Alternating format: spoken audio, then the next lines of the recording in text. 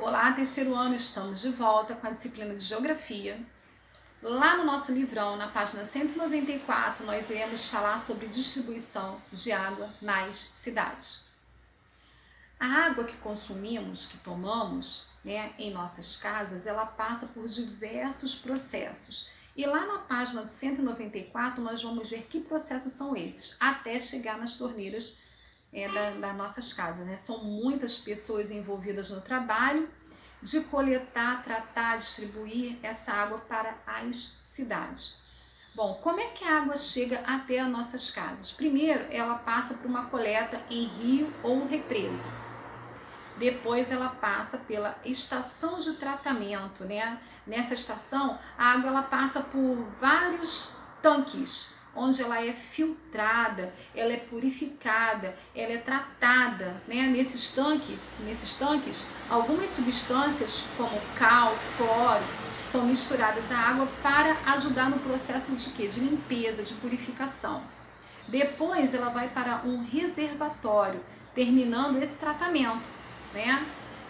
A água sai da estação por meio de tubos e é armazenada em grandes reservatórios ou caixas d'água. Depois ela vai ser distribuída. Dos reservatórios a água é tratada, a água tratada é distribuída para a população, chegando às nossas casas, chegando às nossas torneiras. Por mais que tenhamos acesso à água, o Brasil é um país mais extenso e alguns locais não têm mais água que outros. Isso está relacionado aos diferentes tipos de clima e à quantidade de chuva existentes no nosso país. Quantidade de chuvas, certo? Aqui na página 195, vocês irão realizar atividades em relação a isso. Partindo para a página 196, vamos dar continuidade, percebemos que as chuvas, falando de clima, as chuvas elas se distribuem irregularmente pelo território brasileiro. Em algumas regiões, elas são mais abundantes e em outras são mais escassas, Na região conhecida como Sertão Nordestino, por exemplo, nós já falamos também na aula passada sobre o Rio São Francisco e outras coisas mais, podem ocorrer períodos de tempo superiores a um ano em que ocorram chuvas significativas. No sertão vivem mais de 23 milhões de brasileiros que precisam enfrentar os efeitos de estiagens prolongadas que causam grandes prejuízos. A falta de água impede a prática da agricultura e a criação de animais, prejudicando a economia no local, certo? Estiagens são períodos sem chuvas, são períodos de secas, Lembra que nós falamos que o sertão nordestino ele passa por isso? Então, e aí nós temos aqui as medidas para armazenamento de água em cisternas e em açudes. Cisternas são pequenos reservatórios que armazenam água disponíveis durante o curto período de chuvas. Já os açudes, eles armazenam a água disponível durante períodos de chuvas e também água disponível em rios da região.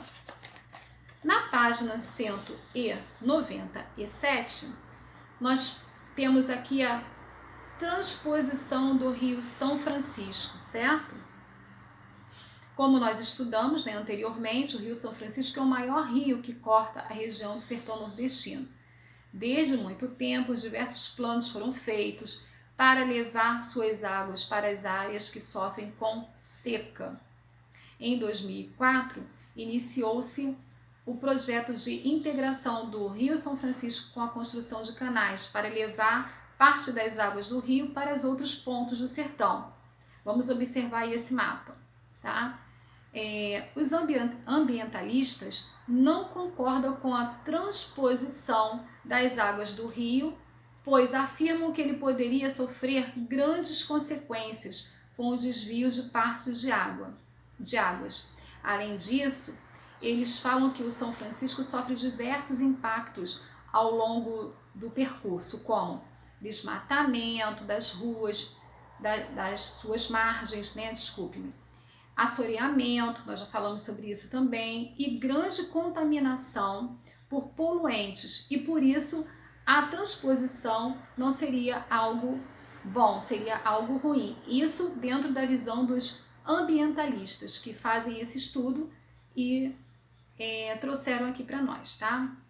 Apesar disso, a transposição das águas desse rio tem ajudado diversas pessoas a enfrentar a situação de seca com a conclusão de suas obras. Com a conclusão de suas obras, mais pessoas serão o quê? Beneficiadas. Lá na página 198, ainda mostra aqui no mapa reservatórios subterrâneos no Brasil. Né? Aproximadamente 12% das reservas de água doce disponíveis no planeta. Né? Além disso, a maior parte dessas águas está concentrada nos reservatórios subterrâneos e aquíferos, certo? Bom, é mostrado ali no mapa, né, o aquífero Guarani, que se estende por países vizinhos no Brasil, como a Argentina, Paraguai e Uruguai. Na porção que abrange o Brasil, estende-se 8 estados, como Goiás, Mato Grosso do Sul, Minas Gerais, Paraná, Rio Grande do Sul, Santa Catarina e São Paulo. Porém, o Guarani não é o único grande reservatório de água subterrânea em nosso país. Na região norte, o aquífero Alter do Chão também tem destaque pelo grande volume de água que é armazenada. Lá na página 199, né, ainda falando sobre o Alter do Chão, que se localiza inteiramente no Brasil e abrange os estados de Amazonas, Pará e Amapá, tá? Ele, embora seja menor que o aquífero Guarani, a quantidade de água que é armazenada é muito maior. Até hoje não se sabe a dimensão e a quantidade de água armazenada ali naquele local. O maior aquífero do mundo fica no Brasil e abasteceria o planeta por 250 anos. Imagina só, uma quantidade de água subterrânea capaz de abastecer todo o planeta por 250 anos. Essa reserva existe, está localizada na parte brasileira da Amazônia e é praticamente subutilizada, certo? Até 2 anos atrás, o aquífero era conhecido como Alter do Chão. Em 2013, novos estudos feitos por pesquisadores, tá? Da Universidade Federal do Pará apontaram uma área maior e deram uma nova definição. A gente avançou bastante e passamos a chamar de SAGA, o Sistema Aquífero Grande da Amazônia. Fizemos estudos e vimos que aquilo que era Alter do Chão é muito maior do que sempre se considerou e criamos um novo nome para que não ficasse essa confusão, explicou o professor do Instituto de Geociência da UFPA de Francisco Matos, certo? Bom, além do Guarani, o Alter do Chão, o Brasil possui mais de 20 aquíferos e todos possuem áreas de afloramento. Já as áreas de confinamento são aquelas em que a água está retida no solo. Então vamos lá. Afloramento são locais onde a água atinge a superfície e pode ser mais facilmente captada. Por isso chamamos de afloramento. Lá na página 200, tá? Continua o estudo sobre reservatórios superficiais do Brasil.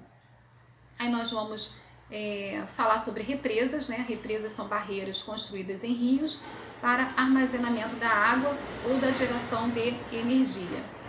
E aí vocês vão acompanhar, né, como é esse nome e a localização denominada, certo? Então, em nosso país, mais de 2.750 municípios utilizam águas de mananciais superficiais, ou seja, aquelas que estão disponíveis nas superfícies, como rios, lagos, açudes e represas. Além disso, o Brasil possui cerca de 700 represas de armazenamento de água para diversos fins, certo? Lá na página 201, problemas de relacionamento ao mau uso da água no ambiente urbano. Como economizar água em sua casa? Bom, há várias maneiras, né, de economizarmos água, né? Otimize o tempo do gasto do banho. Com um balde, colete a água do chuveiro enquanto ela não aquece, pois pode ser utilizada na descarga. Feche a torneira ao escovar os dentes, né? A gente sempre fala sobre isso. Fique atento a lavar a louça, né? Não deixando a torneira aberta. Regue o jardim à noite para evitar perdas pela evaporação. Nunca jogue óleo velho na pia, no ralo da pia, né? Ele pode contaminar o ambiente, a gente fala muito sobre isso também em sala de aula. Não jogue papel no vaso sanitário, né? Por quê? E nem acione a descarga, né? Com o papel ali dentro para não entupir, né? Não dar problemas, né? E sobre a evaporação, né? A passagem da água líquida para o estado gasoso, a passagem da água líquida para o estado gasoso devido ao aumento da temperatura. Aí acontece a evaporação. Então, você regando o seu jardim à noite, você evita perdas pela evaporação, certo? Lá na página 202, vocês terão atividades para fazer. E ali nós falamos também sobre manutenções, né? Se a manutenção de todas as tubulações não forem feitas de maneira correta, o vazamento vão se acumulando, somando e ao final de grandes desperdícios de água tratada, né? No final vai ocasionar isso, desperdícios de águas, né, que são tratadas. E de acordo com os dados e estudos realizados pelo Instituto Trata Brasil, a cada 100 litros de água tratada e coletada, 38 são perdidos em vazamentos e também ligações de águas clandestinas. O que significa isso? Algo clandestino é algo que não é legalizado, que não é contra a lei, é ilegal, é ilícito. E nós vimos muito isso às vezes nas ruas, né? Cano estourado, vazando água, e aí é muito triste, né? Tem que ligar logo, né, para sedar e para poder ser tomadas devidas providências, né? Ligar para o local que possa fazer esse resgate, esse tratamento, local correto. Lá na página 203, né, falamos sobre situações de esgoto coletado no Brasil, né? A parte verde é o que é coletado e a parte azul o que não é coletado. E o destino do esgoto urbano no Brasil: o que não é tratado está de verde e o que é tratado está de azul. Outro elemento que causa a contaminação das águas superficiais em ambiente urbano são os resíduos sólidos, que são os lixos. Quando o lixo produzido não tem uma destinação correta, acaba indo para onde? Para os rios, os bueiros, aí causa o quê? Enchentes, né? E contaminação de quê? Da água. Esgotos, né? São sistemas de transportes, de tratamento de objetos nas áreas urbanas. E enchentes são transbordamentos de água, certo? Lá na página 204, para finalizar aqui o nosso estudo, nós falaremos sobre efluentes, que são resíduos produzidos pelas indústrias. Além do lixo, a atividade industrial é uma das responsáveis pela geração de efluentes. Em alguns casos, produtos químicos utilizados nos processos industriais podem chegar acidentalmente aos rios e causar contaminação, certo?